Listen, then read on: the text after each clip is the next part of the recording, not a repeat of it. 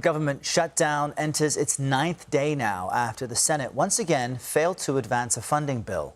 Tension spilled into public view on Capitol Hill when Congressman Mike Lawler confronted House Minority Leader Hakeem Jeffries about a temporary Affordable Care Act extension bill.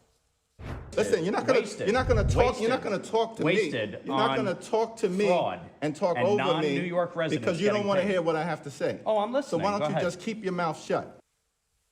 CBS News congressional reporter Taurean Small joins us now from Capitol Hill. Taurean, good morning. Not a good sign when the parties are telling each other to keep their mouths shut. Clearly, frustration boiling over in this shutdown. But what might any new path out of this be today? Yeah, Errol, the stalemate continues. We saw yesterday in that Senate floor vote for the 6th time the membership was unable to move forward with either the Democrats' continuing resolution or Republicans.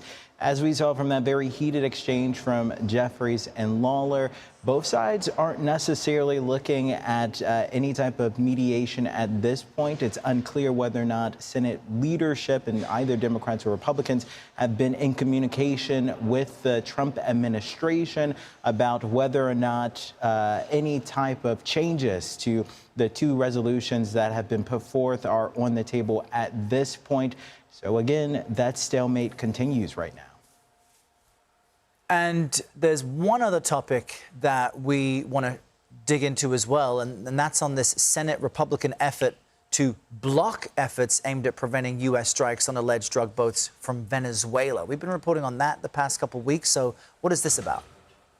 Yeah, that's a war powers resolution that was drafted by Senators Adam Schiff and Tim Kaine, both looking to curb the strikes that we've seen in the Caribbean from the Trump administration on what it's calling these narco boats, these narco terrorists looking to transport drugs to the United States. Democrats have long complained that they are not being briefed by the administration adequately, and they say that they are circumventing Congress's power to declare war by unilaterally going at it from the executive branch. This ultimately failed largely down party lines.